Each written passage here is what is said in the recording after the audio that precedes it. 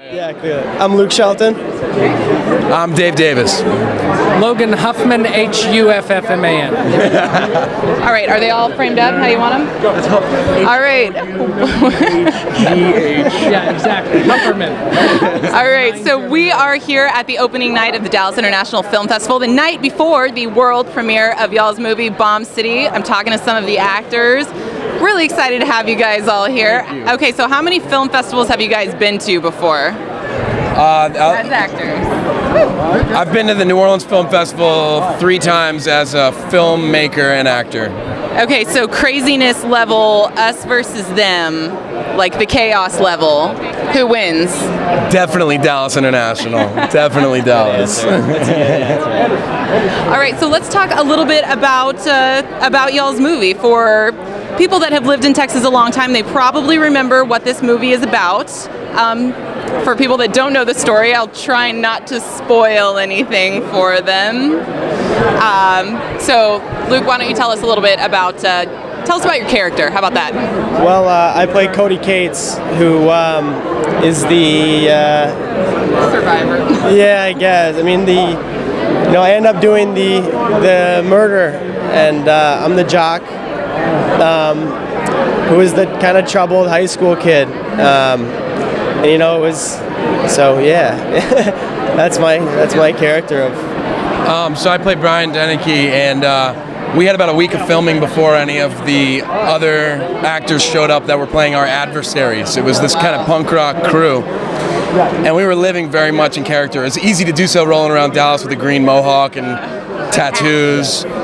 So when this man showed up, actually, the first time we met, I think I looked at you and my exact words were, "Hey, just so you know, I'm not gonna like you." Yeah. And this poor guy's the sweetest dude in the world.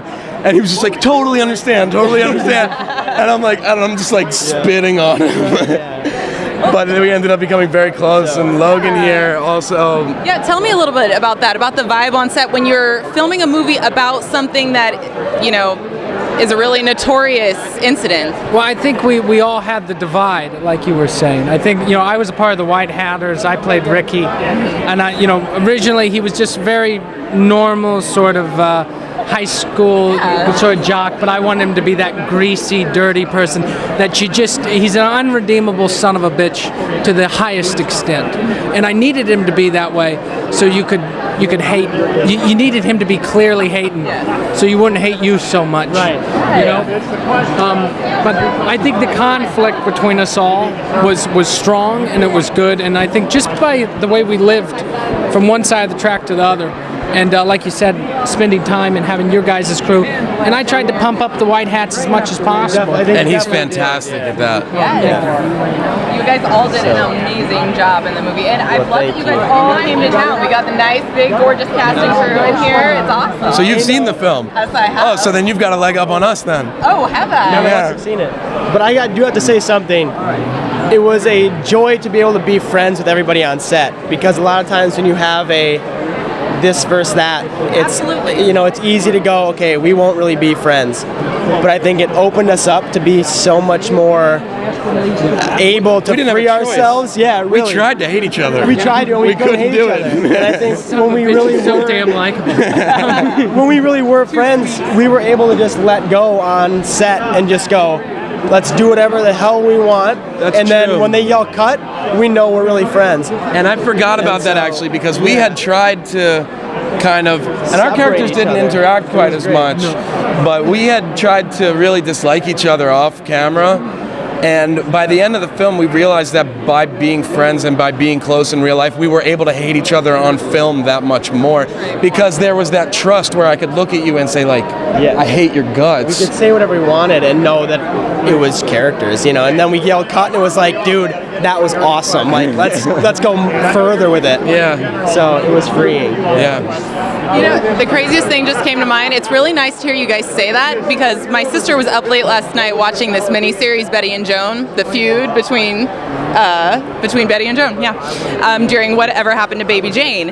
And there is, obviously it's a dramatization, but there is so much encouragement for these two actresses to hate each other so that it would come across better on screen. Oh, you guys should absolutely be enemies in real life. That'll make the film better. But you guys are saying the exact opposite. Yeah, no. I think anytime you're on a set, it needs to be like a rainforest. It has to be a perfectly working ecosystem. If one little niche of the species starts to flounder, then the whole forest will fall apart. So I think that's why I love doing independence, and that's why doing an independent like this is so important and so special, and film festivals like this are so special, is because it's teaching people to be that perfect niche organism in our local communities, and then that's where the real art and beautiful stuff's made. So we all love and care about the art form, so therefore we cared about the tree, the ecosystem, and we all were able to give each other the opportunities to thrive. And you know, you asked about the energy on this set. I've never worked on a film that had an energy like this film. The responsibility to the story and to the people whose story we were telling was so apparent in every shot that was taken in the movie. No matter what character was being played by anyone, at the end of every day, every crew member, every actor was hugging and crying and talking about what we had done that day and how important it felt and looking forward to the next day. And it was truly a unique experience in that regard. Just piggyback on that. No one was there because they were making $1 million. You know, this wasn't something where we all went away with a big paycheck.